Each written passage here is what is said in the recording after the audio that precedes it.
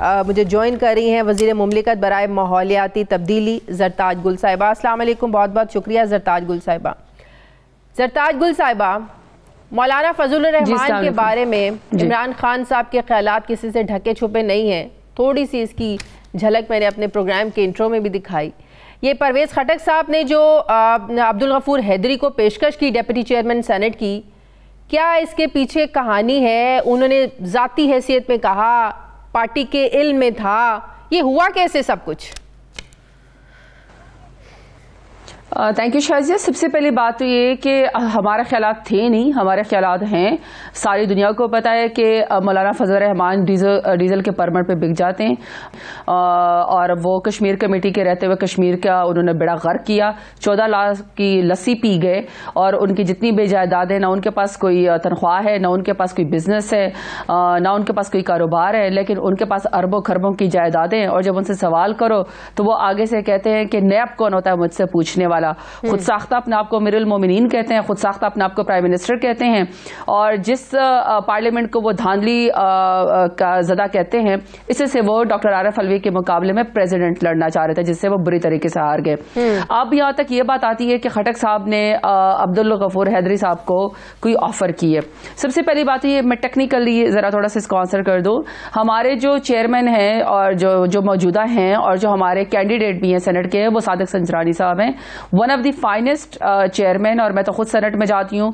Senate में जितना question answer का और जितना अगर कोई रेजोल्यूशन आती है, अपने मिनिस्टर के बारे में बात करने का मौका मिलता है, बड़ा ही अच्छा और डिसेंट फोरम है। वहां पे जब स्टेट की अलामत के जो भी इदारे हैं, वहां पे अगर छोटे सूबों को नुमाइंदगी, जैसे बलूचिस्तान को चेयरमैनशिप दी गई, तो ये तो बड़े ऑनर की बात है।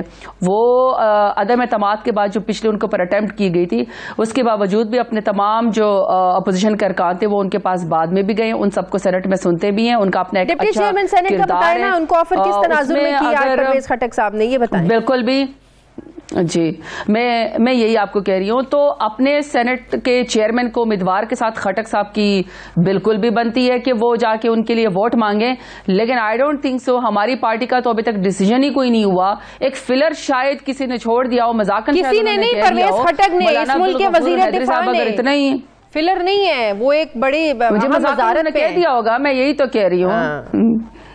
नहीं, मजाक उन्होंने कह दिया होगा। लेकिन ये कि अगर मौलाना अब्दुल गफूर हैदरी साहब को इतना ही उनके ऊपर एतराज था, तो जिनके लीडर को लोग डीजल कहते हैं, उनके साथ वो बैठना भी ना पसंद करते, उनके साथ अंदर रूम में से आ रहे थे। मेरा ख्याल है कि इसको इतना सीरियस नहीं लेना चाहिए। और वैसे भी एक बलोचिस्तान से जब हमने सादिक संजरानी साहब को कैंडिडेट बना दिया है, हमारे पास अपने एलाइज और अपने पीटीआई के कैंडिडेट क्या कम है जो हम इनको जाके ऑफर करेंगे? दूसरी बात है कि दोनों पेयर बलोचिस्तान से कैसे हो सकते हैं? ये तो पॉसिबल ही नहीं है ना।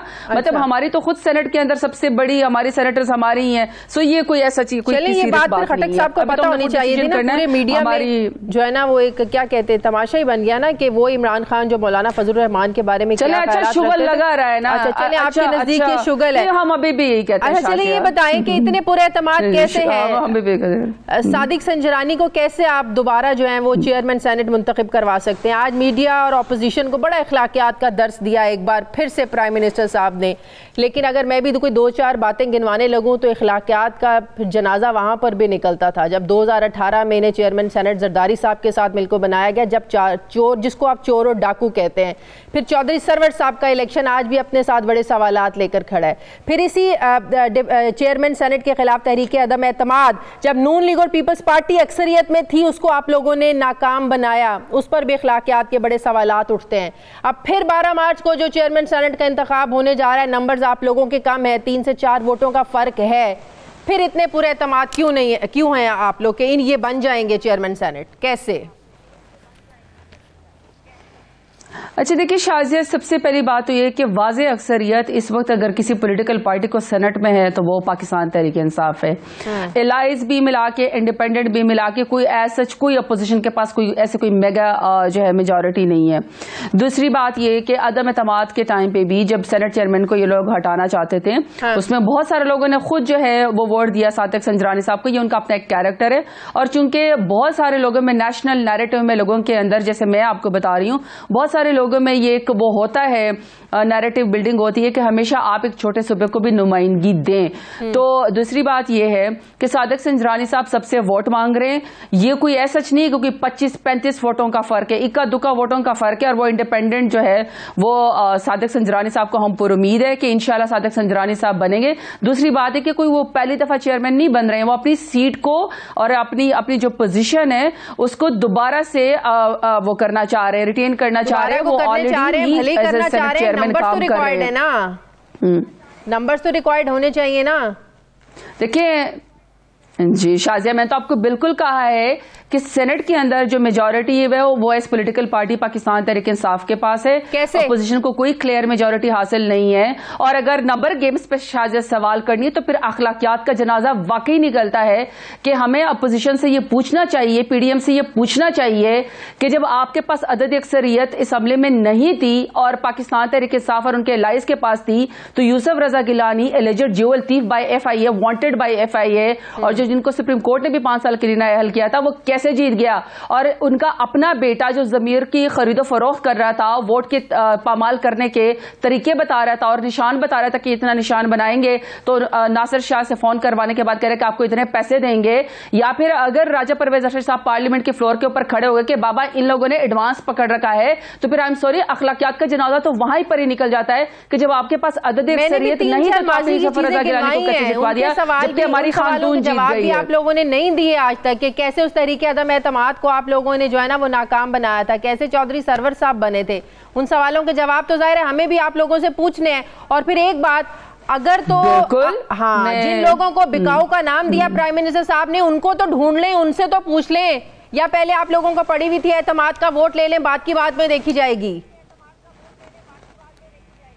अच्छा शाजिया, 3 आपने मुझसे क्वेश्चन किए। एक तो पहले चौधरी सरवर का। चौधरी सरवर साहब जो है वो PMLN के टाइम पे थे, वो वहां से गवर्नरशिप छोड़ के, क्योंकि उन्होंने कहा कि उनके दौरे हुकूमत में जब वो गवर्नर है जमीन के ऊपर कब्जे हो रहे हैं, ओवरसीज पाकिस्तानियों के प्लाटों के ऊपर कब्जे हो रहे हैं, और वाकई में 35 साल से सगीरों और बदमाशों की जो सरपरस्ती वो PMLN ही कर रही है, और उनको मरियम नवाज कहती है कि वो PMLN का सरमाया है, तो वो छोड़ के हमारे पास आए हैं। तो वजाद बरादरी का इलाके का उनका PMLN के अंदर वो इंट्रेंच्ड है, उन्होंने खुद उनसे वोट मांगा था। तो 1-2 वोट ज्यादा होने से कुछ नहीं होता। दूसरी बात यह कि आपने मुझसे सवाल किया कि जो 16 लोग या जितने लोग हमारे ऊपर जो सवालिया निशान था, देखें जमहूरियत के अंदर जवाब यही होता है, आप लोगों को एक्स्ट्रा वोट मिले। सुने जी, मैं यही जवाब वो जाती ताल्लुकात हैं, वो जातियात हैं, वो आपका अच्छा कैरेक्टर है। अगर ऑपोजिशन एक्स्ट्रा वोट ले जाए तो वो हॉर्स ट्रेडिंग है। ये पैमाना आप लोग खुद अपनी मर्जी से कैसे सेट कर सकते हैं? नहीं शाजिया, हमने पैमाना तय नहीं किया। यूसुफ रजा गिलानी के बेटी की जो वीडियो आई, उसके बाद उन्होंने खुद प्रेस कॉन्फ्रेंस की शाजिया मलिक के साथ बैठ के, उन्होंने इस चीज को एक्सेप्ट किया कि वही इस वीडियो के अंदर है, और इस वीडियो में अचार बनाने के तरीके नहीं बताए जा रहे, यही बताया जा रहा है कि आपने वोट को चोरी कैसे करना है, कैसे, और वो 2 लोग सामने भी आए ना, और वो सिर्फ एक उनके बेटे नहीं है, तो फिर एक स्ट्रिंग ऑपरेशन हुआ ना जी। अब शाजिया, अगर आप मुझसे सवाल कर लेती हैं तो काइंडली अगर आप मेरा जवाब भी सुन लें, ठीक है। दूसरी बात यह कि जहां तक अगर वो हमारी पार्टी के लोगों ने जमीर बेचे थे, कैसे कमाल जमीर बेचे थे कि जो हमारी खातून सेनेटर है फौजिया अरशद साहिबा, वहां से तो वो 172 वोट ले लेती हैं, वो जीत जाती हैं। और फिर जब प्राइम मिनिस्टर इमरान खान में अखलाक की जुर्रत का मुजाहरा करते हैं, और जमहूरियत में होता भी यही है कि इलेक्टेड प्राइम मिनिस्टर को अगर लगता है या अपोजिशन को लगता है कि इनकी पॉपुलैरिटी नहीं रही है, तो वो अदम एतवाद, वोट ऑफ कॉन्फिडेंस या vote of no confidence parliament के आता है।